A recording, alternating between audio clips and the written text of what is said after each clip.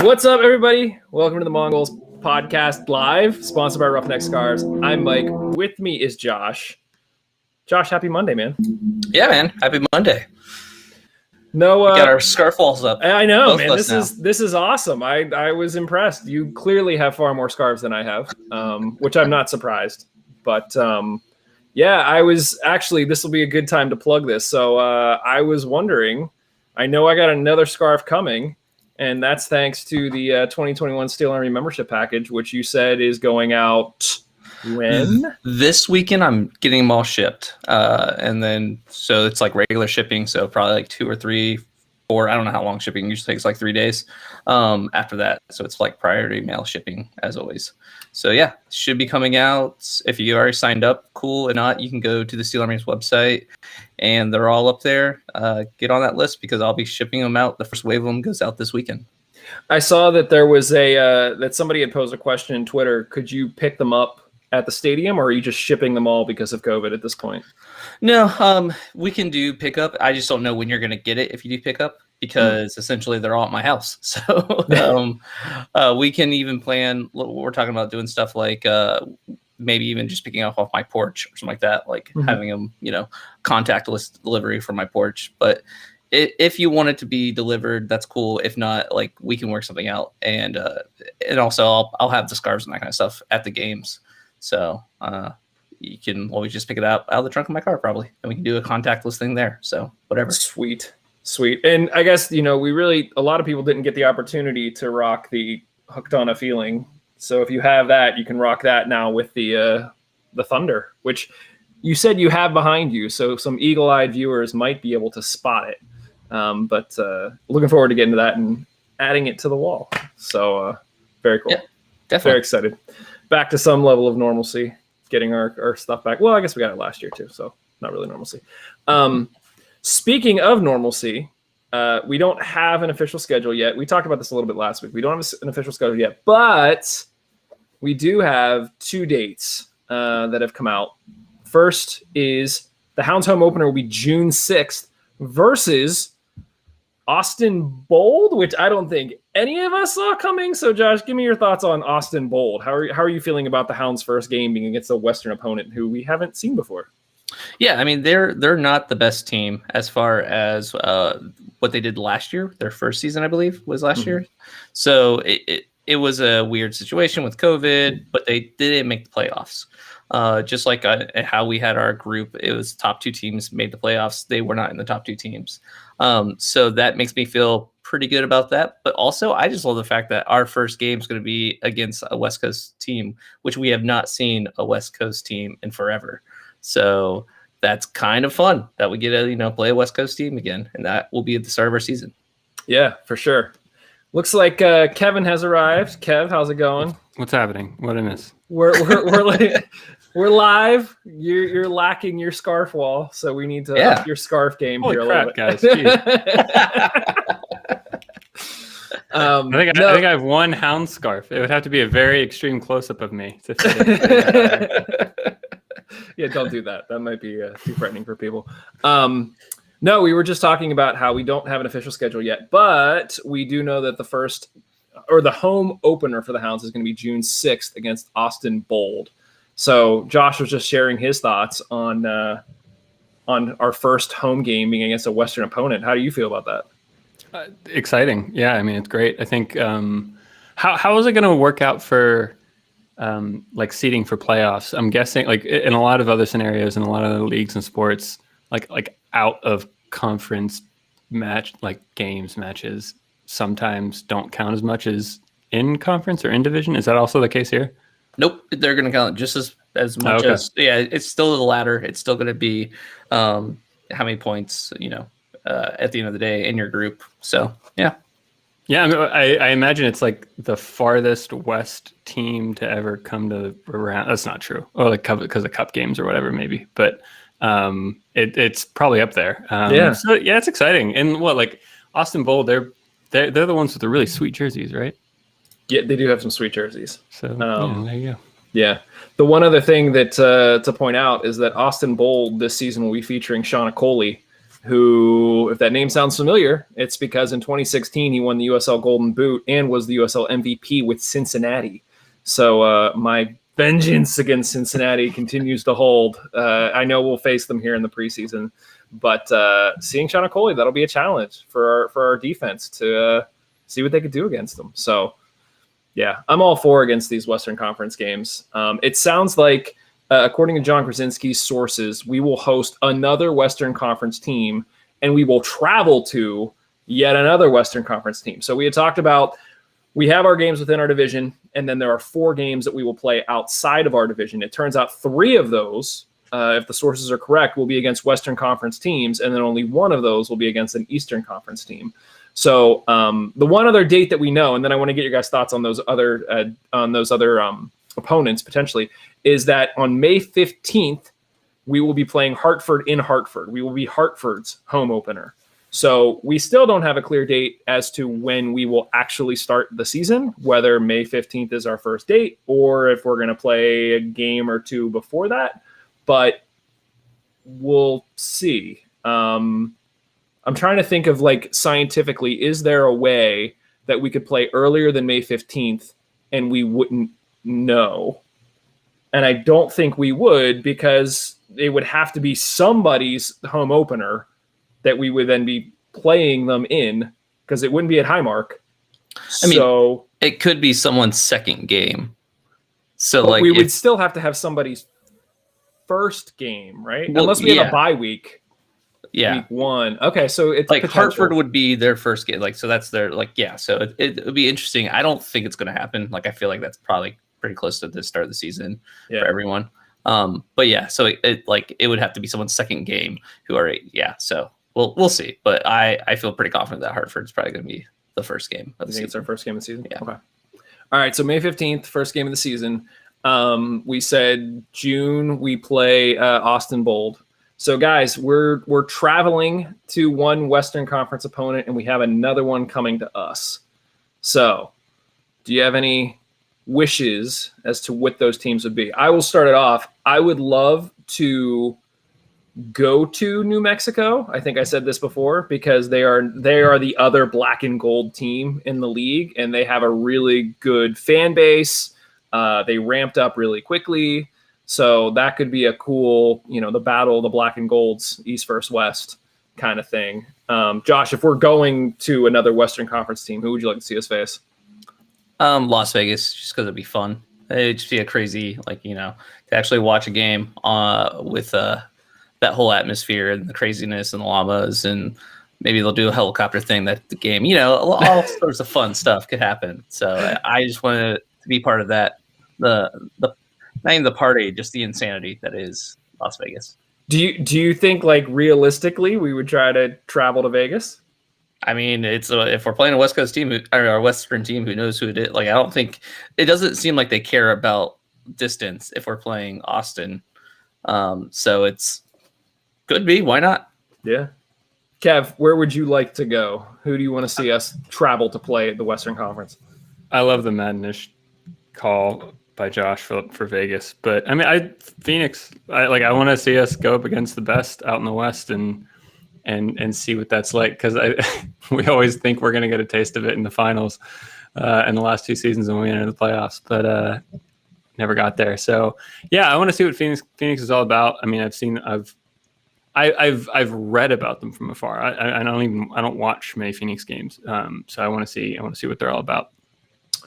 And then in terms of for teams to come here, I think my short list would be, I'd like to see San Antonio come here, because we've talked to super BGN fan Harry, who said he would love to come to Pittsburgh and meet everybody. So I think that would be cool to see San Antonio. I would also like to see Oakland.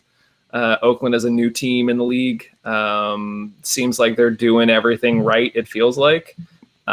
San Diego would be awesome to have Greenspan and Tommy V come back. That was going to be my pick. Yeah. Yeah. There's a lot of cool teams. Are there any teams that I didn't mention that you would like to see come here? I mean, Phoenix is the team I would like to see come here, just because it will give us home field advantage against Phoenix. So, a little bit of an edge there, but I would still like to be able to see Phoenix. That'd be pretty cool. Yeah. Steve is saying that he would like to see New Mexico, Phoenix, or San Antonio are the ones that he wants to see. So thanks, Steve, for that. So yeah, a lot to look forward to. Obviously, we don't have a full schedule yet, but that is forthcoming. We know how the league likes to dangle that out in front of us and not really give it to us. So we've got, I guess, a little over a month before the games actually start and people need to start booking travel and stuff. So figure within the next few weeks, at least, we're going to have to hear. So yeah, keep an eye out for that. We already have Steel Army members booking trips to different away games and like stuff like that. So whoa, hold up. Is there like inside knowledge here? No. I'm talking about like the first game that's already been announced. So I just forgot who that Hartford. We already got people booking for Hartford, and I feel like there's something here, Josh. I feel like you're just you slipped a little bit. I'll let it go. Just excited. I'll let it go. People are just excited. I'll let it go. Okay. Speaking of being excited, the preseason for the Hounds opened today. To give you a sense of what games we have coming up, we play Gannon at Highmark Stadium on Thursday, Detroit City FC next Tuesday at home. Neither one of those games is open to the public, but hopefully we'll get some sort of recap. It'd be great if it was broadcast, but I don't see that happening. Just to give you guys a sense of some of the additional players that are apparently on trial with the team that haven't officially made it. John Krasinski tweeted this out, I think it was this morning. There's a whole litany of players here. There's a couple that I found a little bit more interesting than others. But to give you a sense, I say maybe let's go from back to front. So we have Shane White, who is a center back from Pitt, 6'3". He finished his college career at Pitt, and then he played for Loudoun last season. So it's nice to see the Pitt-Pittsburgh connection. He wasn't born here. He was born in Akron, but the tie to Pitt is really nice. 6'3", big body center back. Seems like, what we'd be looking to fill. Jelani Peters is a center back. He played for TFC 2. He's 27-year-old, 6'5", Trinidad and Tobago. So, so far we have a 6'3" and a 6'5". And then we also have Jonathan Caparelli, who is a 25-year-old, 5'9" left back from Argentina. He played with Chattanooga last season. So we've talked about how it would be great to get a little bit more depth, especially at center back, potentially at that wing back position. So we know from previous years, for those who, didn't follow this last year, Lily likes to bring guys in, and we'll see guys rotate through for the rest of the preseason. We might sign one or two of these guys, but probably 3 or 4 of these guys will be gone, come next week. And we'll just keep going until we have a final roster here in a few weeks. So that's it for sort of the defense. In terms of the midfield players, we have Edward Puga, 22-year-old from Cuba, who plays central midfield. Not a ton there. The one that I thought was really interesting is Stefan Rockvik, who John listed him as a midfielder, but he definitely played forward at Wright State. So if the team is listing him as a midfielder, this could be very interesting. Basically, like I said, 6'1", so he's a bigger body.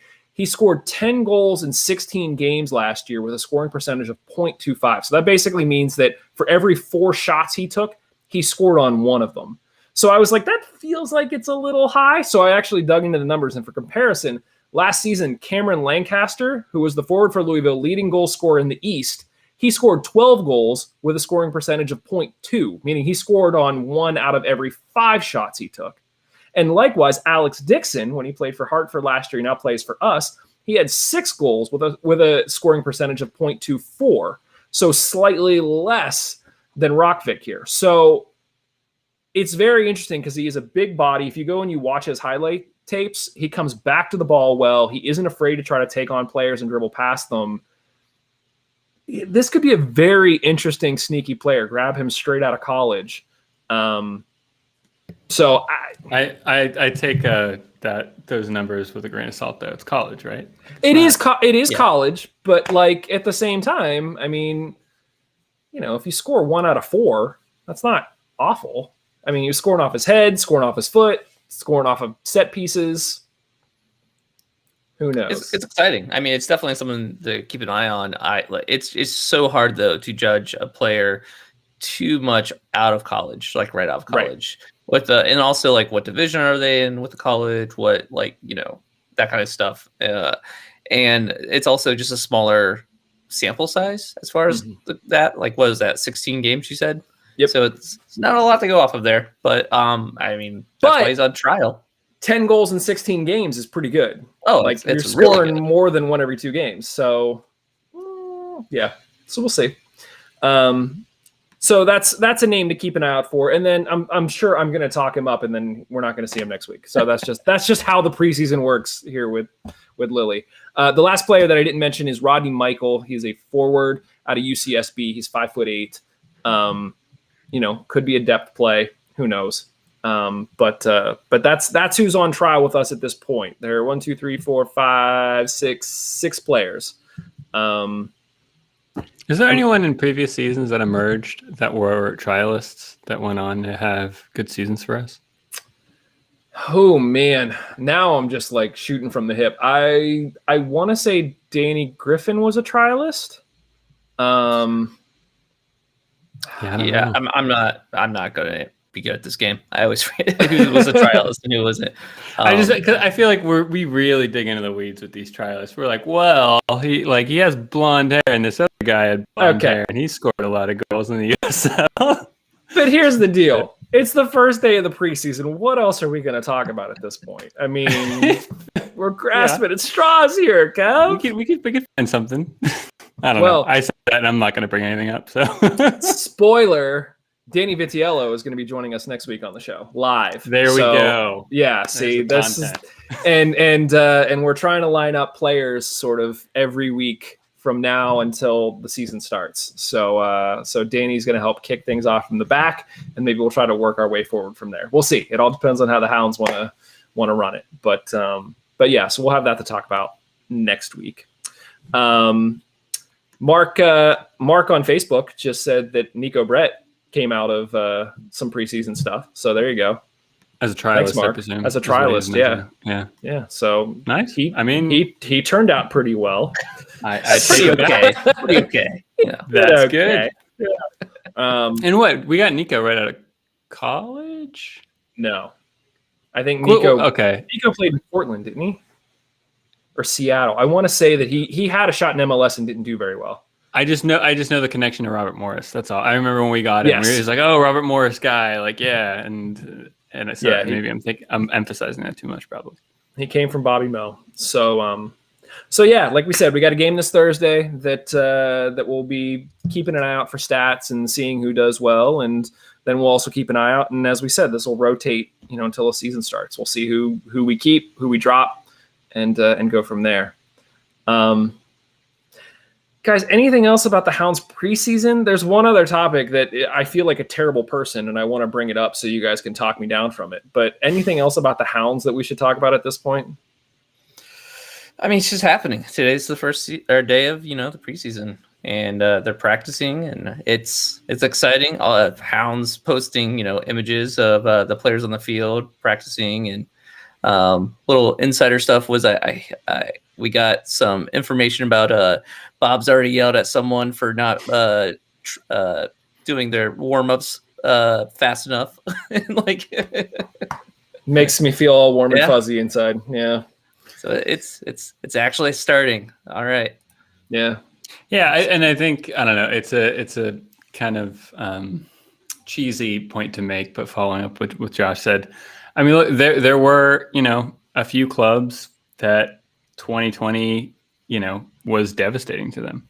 I think at the beginning of the pandemic, that was a serious consideration that we were all talking about, is how is this going to financially impact clubs? And just to see, the Hounds, proceeding as if this is a normal season. Obviously, it won't be at the beginning, but to hope and to think that by the end of it, it will be just like 2019. It's super exciting. I mean, in a world where things are very slowly returning to normal, seeing them in preseason, seeing the shots, that feels normal and that feels good. Yeah, agreed. Yeah. So welcome back, Hounds. And like I said, looking forward to talking to Danny next week. So if you have questions for Danny, send them to us. Or you could join us live on YouTube and submit them live. And we'll put them right up on the screen for Danny to ask or for Danny to answer. So make sure that you join us live next week, 6:30 p.m. Monday. We'll go from there. Guys, the one other thing that I wanted to talk about, obviously the U.S. men's national team failed to qualify for the Olympics. And I don't really care. I feel like, but hold on. Break this down for me. I thought it was just the under 23s or something. Yes. So the under 23 team is basically the team that tries to qualify for the Olympics, and they didn't. So technically there's a number of players who are on like the senior squad that could have played on that team because they're U23s, but they just didn't. They were playing against, I think, Scotland. And so there was a period where it felt like, you know, if you're a Hounds fan, then you're also a U.S. national team fan, and you're also a Premier League fan. And I don't have it in me to care. Like, I started listening to the audiobook that Megan Rapinoe put together, and I was like, oh, this is fascinating. Like, I want to get like a Rapinoe jersey, but like for the guys, I'm like, yeah, like show me something like when you got it. But it's hard to care as a fan if you don't really know for sure if the team cares or even USSF, it doesn't feel like anyone's really doing all that much right now. Now it is a little bit different because it's U23 and not, like the World Cup team. Or there's no Pulisic, there's no Reina, there's no Dest. Yeah. So it is a little bit weird, but at the same time, it's like if it has to start somewhere, and this seems like the bare minimum. The bar is so low. Just qualify for the Olympics. That'd be cool, and they can't. So it's very disheartening. Is there, Kevin? You've been following. I feel like you've followed world soccer as long as, if not longer, than a lot of us. Is there something wrong with not actively supporting your national team? No, whatever you want to do. Do whatever you want to do. You don't have to follow your national team. And here's the thing. I feel unpatriotic. Like, I feel like I should be following the national team, and then like my local club is sort of like on par with that. I should be following them both as passionately. I'm making vast generalizations here, but yeah, I try to do, Kev. I try to have my hand in a few different like European soccer conversations in a few different countries or whatever, and I try to stay abreast of it. I would say that like that sentiment that you just expressed is relatively a uniquely American thing. I don't really. There's not a ton of soccer fans in Europe who prioritize the national team over their club team. It's mostly the opposite. And that's just a fan perspective. Now, I mean, there's certain countries where that's different, of course. And, but I think a lot of that has to do with, I mean, the national level game has changed drastically in the last decade, I'll say, where 10 years ago, the pinnacle of your career was playing for the national team in a major tournament. That's no longer the case. Now the pinnacle, for a lot of Americans, and I would argue for the development of American talent and American soccer in general, I would say it's more important. It would help our development more to get players in top European clubs and leagues than it is to get knocked out in knockout stages of the Olympics or even the World Cup, if I'm being honest, because this is the last thing I'll say and then I'll shut up. Fundamentally, the national game and club game is just, they're different. One isn't above the other or not, just by a product of how they operate. National teams, you only get to play with each other a few weeks out of the year, a handful of weeks out of the year, and then you go play a major tournament. These club teams are so systematized and so trained, and so, these players, they know the runs that the teammates are going to make, and when you get thrown into a national team, you don't know, and that's why a lot of times you get these drawn out, boring games where people just hold the ball for forever because you want to play conservative. You don't want to lose the ball, and so it's a different game altogether. And so playing, in a club team that you're playing week in, week out, and you're playing against other, highly tuned systems and teams, that's a higher level of competition. It requires more of the player than playing in a national team. I don't think I'm like making a big statement there. I think that's pretty well accepted. No, but I agree that when you're looking at product on the field, watching a club game is always going to be better than a national game because of exactly what you said, sort of time training and just getting to know the players and all that. But why is it so important that we have Americans that are competing at the highest level? And isn't it because then we want to bring them back into the national team system and have a better national team? Is it? I don't know. I mean, like, I think why do we care that Pulisic is playing for Chelsea? Like, why do we care? That's a good point. I don't know. Why do you? I don't like Chelsea. Josh, why do you care? No, but I'm like the whole time. I think okay. Let's put it this way. I think having Pulisic playing at Chelsea, having Reina play at Borussia Dortmund, having Dest play at Barcelona, I honestly think that gives American soccer more street cred than the American national team going to the quarterfinals or the semifinals. I honestly think that. Because I think everyone has an exception that, once again, national level football is just so different, and just it kind of becomes a crapshoot up to a certain ceiling and up to a certain level. And yeah, all of them are tournaments, all of them are knockout stages. So you can get situations where Greece win the Euros. You can get situations where So I don't know. So I think it gives America more street cred, and I think honestly it grows. I don't know. We talk about how like the shifting landscape of fandom in soccer in America.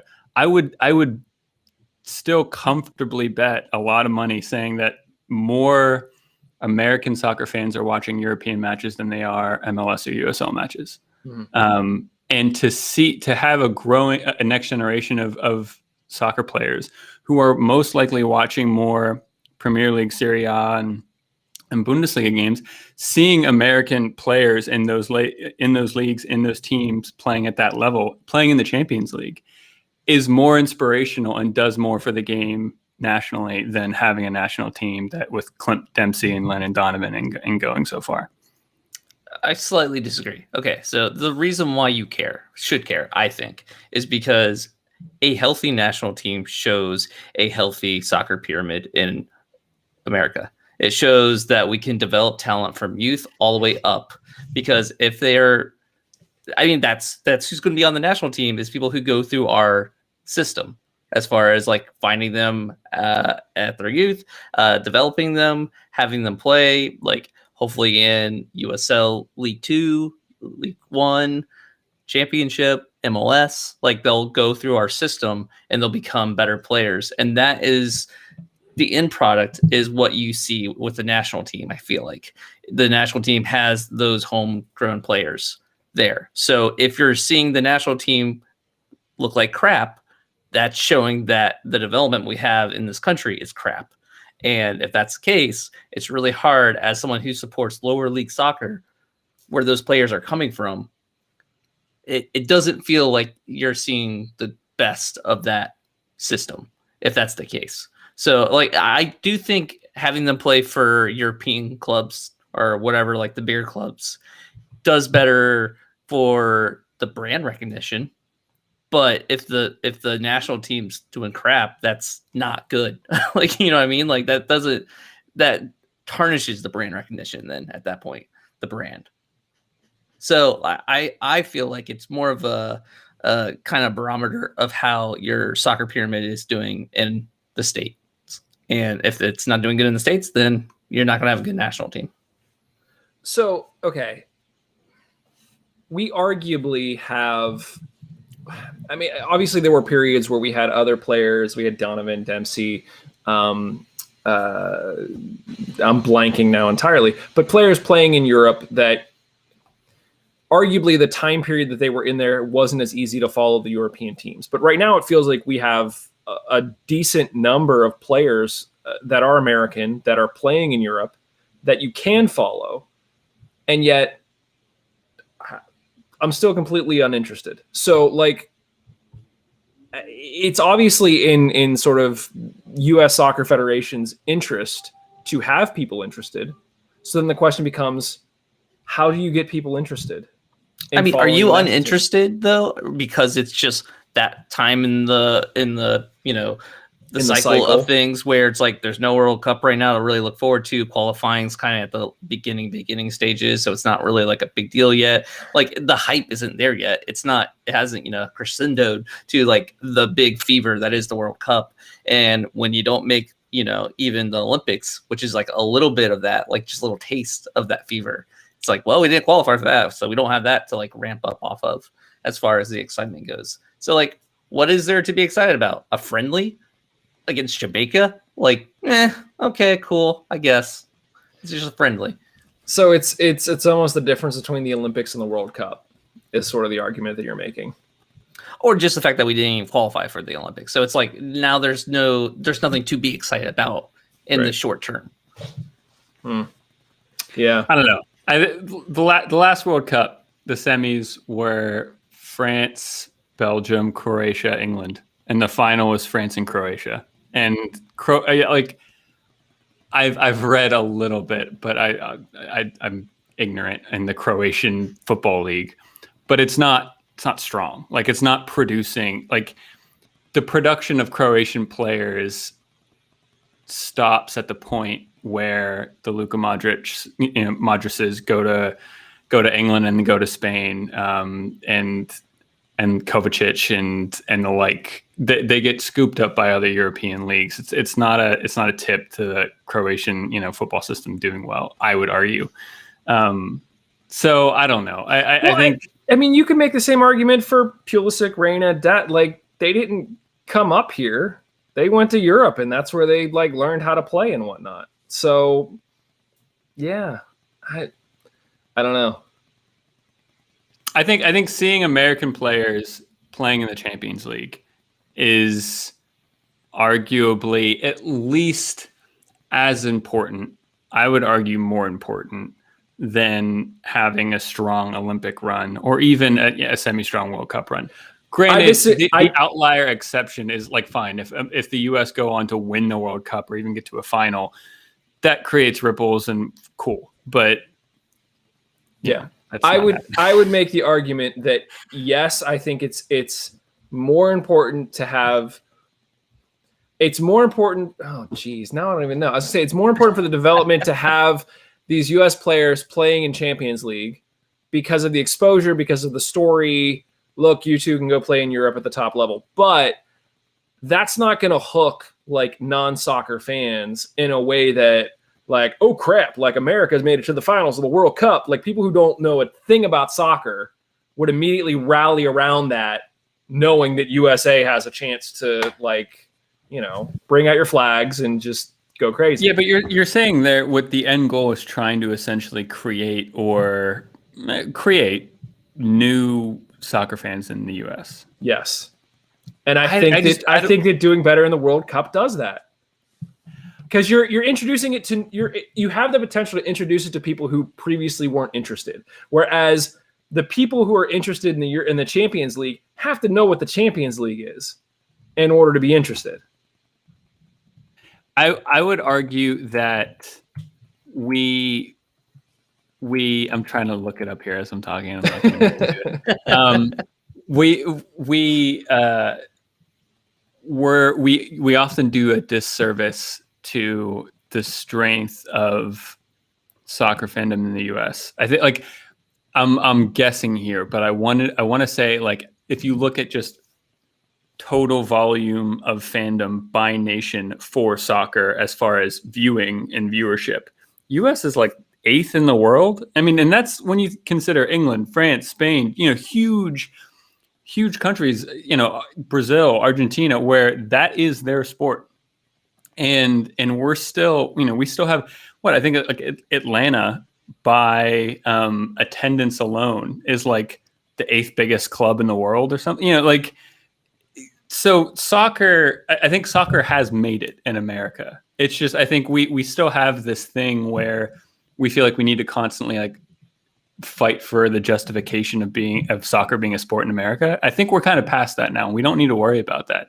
We're never soccer in the next 2 decades. Soccer is not going to be bigger than the NBA. It's not going to be bigger than football. Is that the goal? Like, if you're, I don't know. We've talked about this before a bit, but like, so I don't know. Like, how do you convince like the LeBron James and the Antonio Browns of the world to, you know, be forwards or wingers instead of playing basketball or NFL? About that money, like it has to be something that you can aspire towards because you think that's how you make it. That's like, you know, top of, you know, being a star, being rich. Like, you have to feel like this is something to go for. And that's possible. And that's what I'm trying to say with this whole thing with the national team is like, you have to be able to see yourself at the top of the, you know, everything of the sport. And that's hard for Americans to see right now. Like, it's like, yeah, okay, I might get lucky, you know, 1 in a billion chance of a Pulisic type of situation, but it's doesn't feel like that likely of a situation. And also, it's just like, we have a sheer scale thing. Like, America's just a big freaking country. So like, yeah, even if like a smaller percentage of people are watching soccer, as far as percentage of Americans, that's still going to be a lot of people because we just have a bigger number to work with. Croatia is like how big? It's yeah. And that's why like their soccer pyramid doesn't matter as much also, because they're so close to all these other countries where they can just get the talent from Croatia and move them off into other close countries. Yeah, America doesn't have that. Like, we have a giant country. Two really quick points I that you made that I love, that I just want to emphasize. I think one, on the whole, yeah, I think America, our culture with sports, we love to idolize being or having the best in the world, right? Like, it sounds silly to say, but like, the NFL is the world championship of football, right? Like, the NBA is the world championship of basketball, et cetera, et cetera. So we have this implicit understanding that we have these best teams in the world playing in our country. We have arguably some of the best athletes with, you know, LeBron or Serena or what, you know, and you know, we have all of this with the women's national team too. I mean, you know, it's that's sitting there in the background. So I think that's a good point. And so when you don't have that with the men's national team, then it's so easy to dismiss because we're so used to just like, if you're not the best, I don't want to hear it, or kind of thing. Like, that's what we're interested in. The second part is we talk about it a lot. I was saying, but like the country being massive. I read a book about the history of how soccer essentially like just grew and disseminated across the world. And the guy who wrote it what makes the argument that the only reason that soccer is a thing is because of the rail network in England. Like, the fact that people were able to get around from town to town easily and just like, you know, play a game over there, like without a national rail system. Like, he makes the argument that like soccer wouldn't have been a thing in England. So yeah, I think that's a real issue as well. Look, I was talking with a buddy of mine at work who grew up in England, and he is a Manchester United fan. And we were just talking about, like, how did you become a Manchester United fan? And he was like, oh, it was like the second stop off the train. Like, literally, it was just like I would sneak out and I would take the train from my parents' house and they wouldn't know I was gone. And it was the second stop off, and that's where I would go to games. And like, so much of it, he was like, oh yeah, all my buddies were, I forget what other kind of fans, because it was actually the first stop off the train. Like, it was just, everybody at school was this kind of fan. I was this fan because I went one stop further. And so, I mean, I think there is something to that. I mean, like, the huge rivalry, like Liverpool and Manchester, they're 35 miles apart. Yeah. Like, that's nothing. You know, like, long distance runners can run that in a day. You know, like, I drove more than that to get back to Pittsburgh today, like, from where I am. So, and like, our big rivalry is like Louisville. So it's like, all right, 6 hours in a car, maybe 7, like with a pit stop. Yeah. I think at least from like the youth level, I think at some point and I think this all comes back to money, and I think all of this is somewhat interconnected, and at some point I'll like do the crazy psychopath killer thing with the pins on the wall and the strings and whatever. But it all comes back to money, and I think a lot of parents, it seems like almost every kid nowadays is playing soccer, but it's always considered to be a hobby. Like if you're a really good athlete and you play soccer, well, you know, maybe you should go be a kicker for the football team, or maybe you should go try to be a wide receiver where you could make some money doing that. And the only way that changes, I think, is, Josh, to your point, if there was a better pyramid with more exposure to money in the US that more eyeballs were on, then you could elevate it to that point where it's a serious conversation.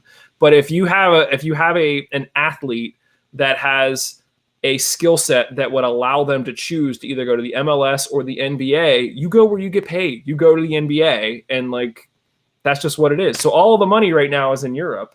And so USSF is trying to figure out, how do we bring the money back here? And whether that's through national team, which just isn't performing, or not, I don't know. But to bring it I think all of that's valid and true for boys/men. It's a little different for women, but not even really, because there's not a lot of money in women's games. They're not getting paid as much as they should be. So, I mean, and that's an entirely different conversation that warrants, a lot of time. Oh yeah, for sure. But I think one of you guys made the point.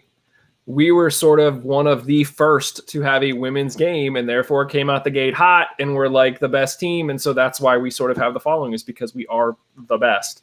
And it just feels like the guys are lagging behind, and how you catch up. We've been trying to catch up for years. So it's just, I don't know how you do it, but I think the wrap up summary of my opinion on this, we haven't.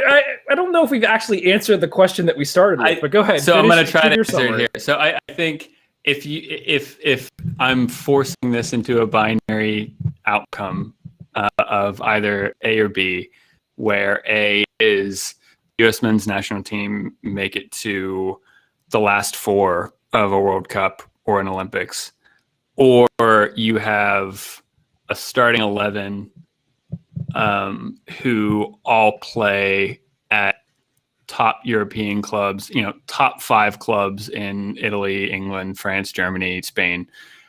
I think in the long run, i.e. 10 years down the road, having players in those top clubs does more, and I know that's a very general term, but I think it does more for the growth of soccer in the US than having a strong men's national team. I'm going to disagree with that, but we're talking about two different things. I think if the team does really well in the World Cup, what you do is you widen the pool of people who may be interested in pursuing soccer long term. If we're saying that the U.S. men's national team is, a starting 11 of players that play in the Champions League, then I think that you're giving existing players that push to say, I want to try to get to Europe so that I can be a better player. And does that eventually trickle down and result in a better U.S. national team? Maybe. So maybe that's the cart before the horse, or the horse before the cart, is if you get more players in Champions League, that eventually makes a better U.S. men's national team, which eventually broadens the pool of players. And I think that's part of my back of the envelope thinking bullcrap that I'm thinking. Okay. But ultimately, I shouldn't feel bad for not caring at this point, Josh.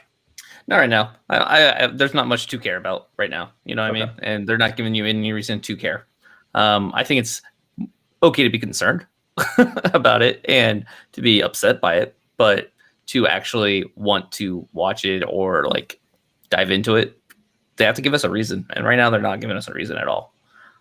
So I'd rather watch the Americans play in European League. And I would, obviously, because I'm a Riverhounds supporter, I would rather just support the local club and enjoy that, because that's a lot of fun and it's far less stressful than trying to figure out, the health of soccer in America and how it's going to survive. It's like, it's going to be okay. And even if it just stays at where it's at right now, I'm happy with where it's at right now. So who cares? Fair enough. So give us a reason to care, U.S. soccer. because right now we got the Hounds to care about. As a reminder, guys, USL Golden Glove winner Danny Vitiello is going to join us live next week, so make sure that you bookmark it. Plan on being here 6:30. This is like, once we start having players on here, I was thinking this is like bringing back like must-see TV. Like this is like everybody get together, sit down, watch at the same time, contribute. It's gonna be fun. No one should ever use must-see with this podcast. That's very true. That is very, very true. But no, it's going to be a good time. So make sure that you come and you join us. Guys, anything else before we wrap this one up? I got nothing. I'm just excited. I so wish, like even someone who works for the Hounds, like just turn on your phone, live stream a preseason game onto the Twitter account. I'll watch it. I don't care. Like I just want to watch something for the Hounds. Yeah. Yeah, for sure. Just to hear Lily, even if it's a little bit faded in the background, just shouting, just gives us makes your heart. Would you do audio only of the game if it was just a mic on Lily? I might listen to it in the back. Like I'd be doing other stuff. I'm not gonna be like sitting there staring at the fireplace, like sipping a scotch, just listening to yell Lily. But I might be like doing stuff, listening in the background. There's a whole conversation around like, can you enjoy soccer on the radio? And I mean, there's all sorts of theories. Like baseball is best enjoyed on the radio. What was it? Football is best enjoyed on TV. Basketball, hockey, soccer, all best enjoyed in person. But I've listened to like when I haven't been able to get to a computer or a TV, I have listened to Aston Villa games as like on a radio feed. It's not bad. It's not terrible. It's better than like nothing. So, like, if they're not going to give us anything, sure, I'll listen to the audio only of a preseason game against Gannon. Let's make it happen, team. I'll only do it if Matt Geica is announced or just doing a play-by-play on the radio type feel. If it's just a live feed of Lily, I'll probably still listen just because I want to see what Lily's saying. But here's the deal, Matt. If you need help with making that happen, we can you let me know. We'll figure out the tech. And all you got to do is show up and just talk, and we'll stream it out to everybody just like we're doing now, and it'll be fantastic. So let's make that happen. Isn't he already doing something for the Steel Army for that stuff?